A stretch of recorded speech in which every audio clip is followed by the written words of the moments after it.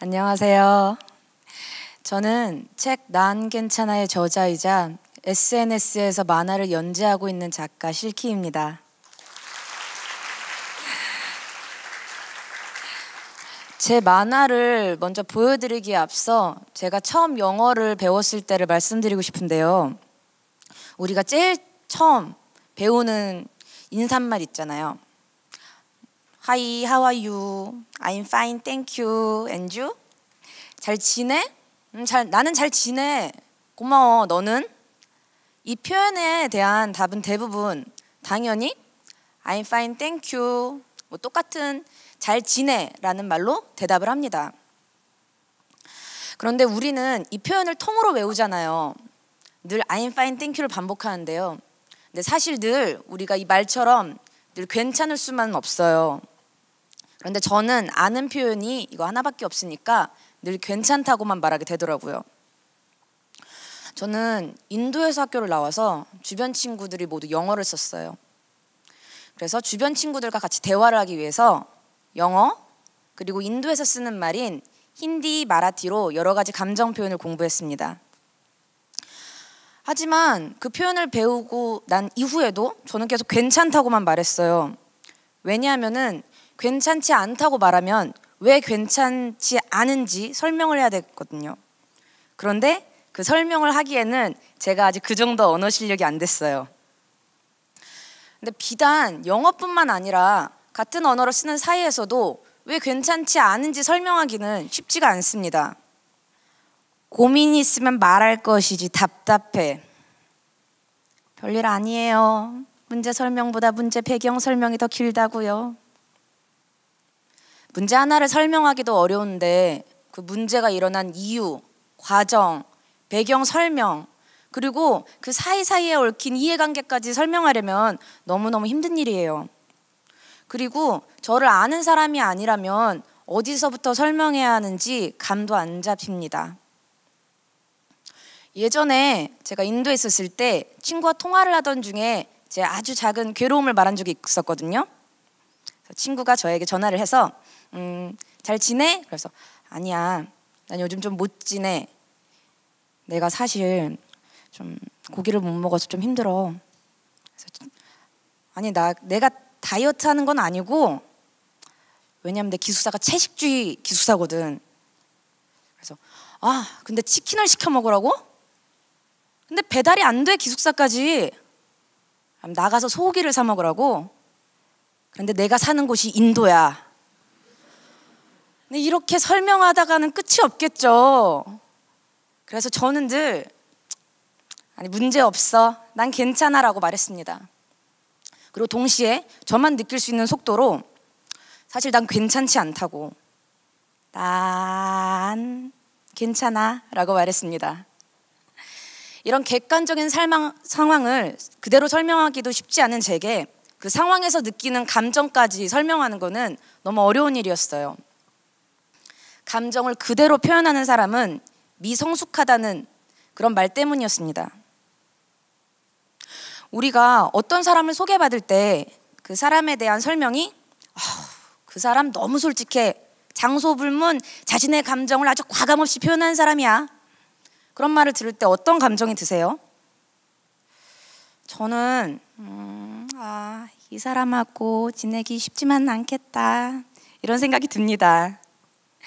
이따금 사람들은 자신의 행동에 큰 책임이 따른다는 사실을 기억하지 못하고 자신의 솔직함을 변명거리 삼아 주변 사람들에게 무례를 저지릅니다. 의도가 아무리 좋다고 해도 그건 그저 의도만 좋은 건데 말이에요. 조화로운 사회를 위해서, 문제를 일으키지 않고 무난하게 어울리기 위해서 우리는 자의로, 타의로 감정을 드러내기를 주저합니다. 타의로 감정을 드러내기를 주저한 이유는 상대방이 나의 상사이거나 혹은 나보다 조금 더 힘이 센 사람이라서 후에 나에게 사적 혹은 공적 보복이 돌아올까 봐 두렵기 때문입니다. 아무리 가까운 사이라고 해도 자의로 감정을 드러내지 않는 이유는 상대방의 상황에 따라 혹은 우리 사이의 거리에 따라 나의 감정 표현이 상대방에게 부담이 될지도 모른다는 걱정 때문입니다. 마음에 상처를 줄지도 모른다는 걱정 때문입니다. 학생 때가 좋은 거다. 우리도 알아요, 아버지. 가족은 가깝다고 할 수 있지만 어쩌면 서로 가장 모르는 사이 같습니다. 특히 부모님과 아버지와의 대화는 늘 어렵습니다. 우리는 공적인 관계가 아니라서 우리의 대화 사이에 감정이 섞이기 마련이거든요. 캐릭터 짹짹이도 상대방 앞에서는 직설적으로 말하지 못하고 만악한 밖에서나마 우리도 알아요, 아버지 라고 말합니다. 아마 실제로 이렇게 말했더라면 이런 버르장머리 없는 녀석이라고 크게 혼났을지도 몰라요. 우리는 더 이상 감정을 꼭꼭 숨기는 것만이 미덕이 아니라는 걸 알아요. 만약 아예 감정을 표현하지 않는다면, 감정을 표현하지 않아서 해소하지 못한다면 우리는 어떻게 될까요? 내 안에 화병과 쿨병이 생깁니다. 감정의 응어리가 고이면 화병이 생기죠. 평소에 화내지 않던 사람이 화를 내면 정말 무섭다는 말이 있잖아요. 노여움, 미움 같은 부정적인 감정들이 고이고 쌓여서 한 번에 터져버리면 주변 사람들은 어이가 없는 채로, 영문도 모르는 채로 상처를 입게 됩니다. 그렇다면 완벽하게 감정을 조절할 수 없다면 아예 내 감정을 아무렇지 않은 것이라고 여기고 무시해보자고 생각을 했습니다. 저는 이것을 제 안의 쿨병이라고 부릅니다. 예를 들어서 저는 슬픔, 괴로움을 표현하지 않으려고 스스로에게 이건 슬픈 일이 아니야. 그런 감정은 없어. 그러니까 우울할 필요도 없고 울 필요도 없어 라고 말했습니다. 그렇게 스스로를 속였습니다. 그러자 눈물은 거짓말처럼 멎었어요. 주변 사람들도 제가 슬픔을 표현하지 않으니까 문제가 없구나 라며 안심했고요. 하지만 그건 일시적인 방안이었을 뿐입니다. 답답하고 이유 모를 우울감에 빠지고 몸이 조금씩 아프기 시작했어요. 그리고 어느새 제 감정뿐만 아니라 제 주변에 있는 사람의 근심과 슬픔도 사사로운 것으로 여기기 시작했습니다. 어렵게 저한테 솔직한 감정을 털어낸 사람에게조차 별일 아니야, 괜찮아 라고 말했습니다. 그 말에 저는 불같이 화냈었던 것을 까맣게 잊은 채로요. 우린 상대방을, 감정을 무시하고 억누르기를 강요합니다. 회사에서도 직원들에게 실제 감정을 억압하고 회사에서 요구하는 감정과 표현을 따르도록 강요합니다. 감정 노동의 문제에 대해서 많이 들어보셨죠? 웃는 게 뭐가 힘들어? 시키는 대로 똑같이 해. 그러자 정말 겸손한 자세야. 보기 좋네. 이렇게 늘 웃는 모습이었으면 좋았잖아.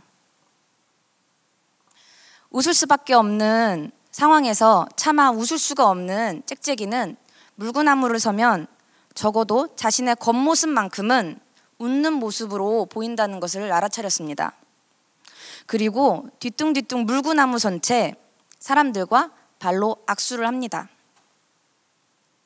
주변에선 짹짹이가 자기 자신을 한껏 낮추고 환한 미소로 응대한다며 무척 만족해합니다. 사람들은 짹짹이의 미소가 커지면 커질수록 괴로워한다는 사실을 알지 못하고 혹은 알면서도 모르는 척 그 프로페셔널한 모습에 손뼉치며 좋아합니다.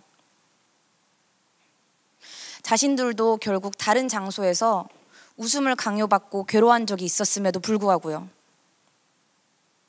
특히 친절을 기본으로 삼는다고 말하는 서비스직은 다른 직종보다 감정 노동을 조금 더 감내합니다.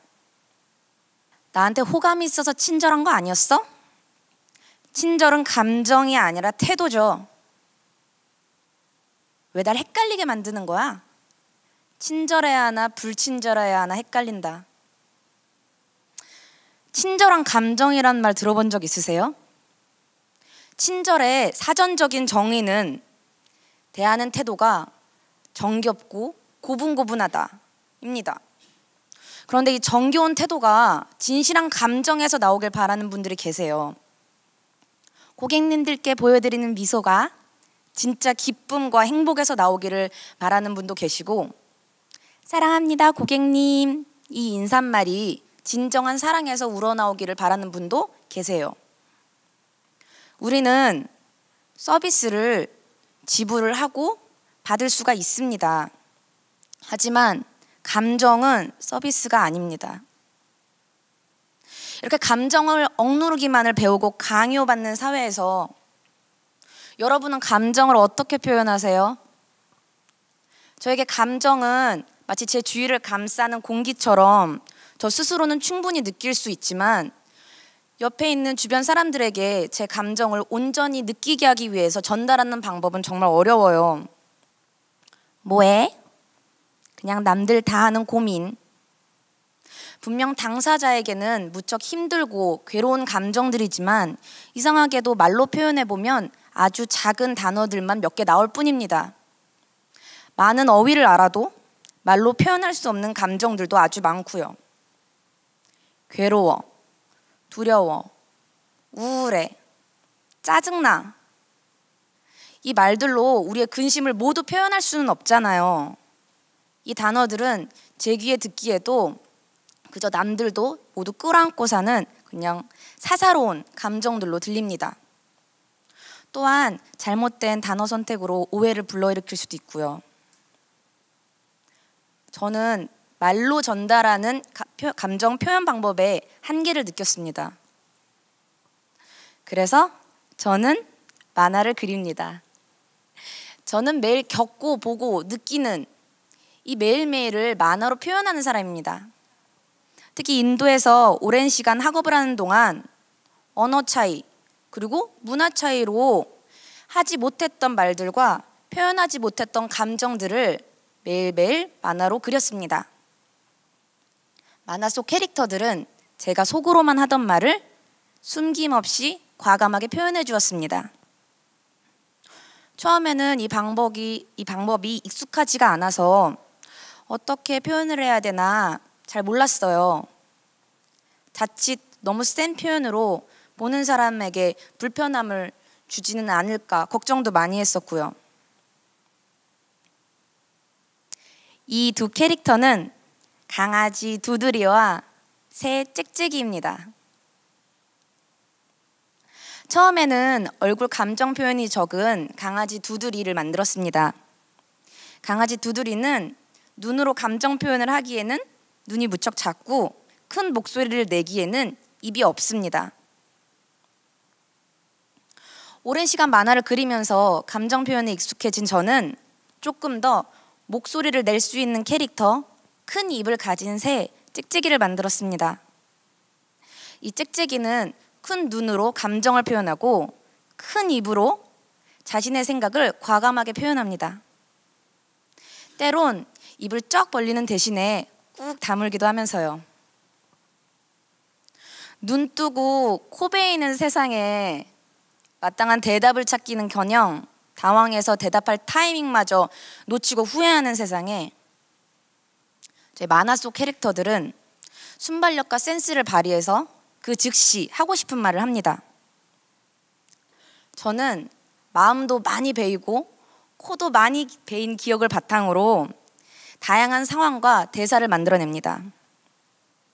덕분에 여러 갈래의 상황을 대비하게 돼서 후에 나중에 생각해보니까 그때 한마디 해줬어야 했어 라던가 그 말은 하지 말았어야 했는데 라고 후회하는 일이 줄어들었습니다.